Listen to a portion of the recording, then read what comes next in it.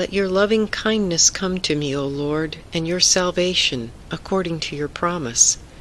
Then shall I have a word for those who taunt me, because I trust in your words.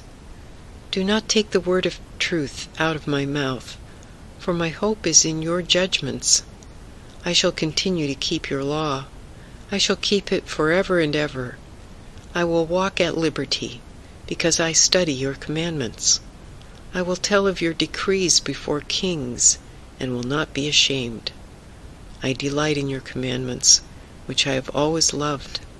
I will lift up my hands to your commandments, and I will meditate on your statutes. As people who trust in God, we hope that the closer we come to our expiration date, when we will actually meet our Creator and Maker, Psalm 119 verses 41 through 48 are especially meaningful. Among the statements the psalmist writes is that we will have a word for those who taunt us.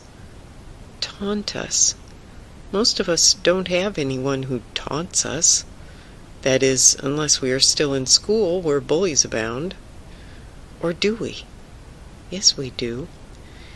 In a recent sermon I heard, we have many voices that taunt us. There is no God. God doesn't really love you. I wish I would have been able to write all of them down. There are more. You are not good enough. You are too fat. You are too thin. Who are you to think that you can be hired to do that job? Go to school? Not for you. Nobody loves you. But we trust God's words. I came that you might have life, and more abundantly. John chapter 10, verse 10. You are mine, says the Lord. When you pass through the waters, I will be with you. Isaiah chapter 43, verses 1 and 2.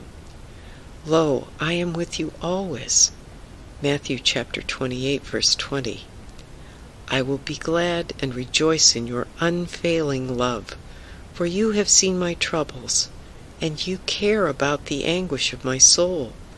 Psalm 31, verse 7. I will be with you. I will be with you. I will be with you. So when someone starts to taunt you, when even your own mind starts to taunt you, you have the faithful promise of God to be with you. And you know what God does? God helps us overcome. God helps us overcome those thoughts that are lies. Jesus has given us a new commandment, that we love one another as He has loved us. That means to love ourselves too. That is salvation too.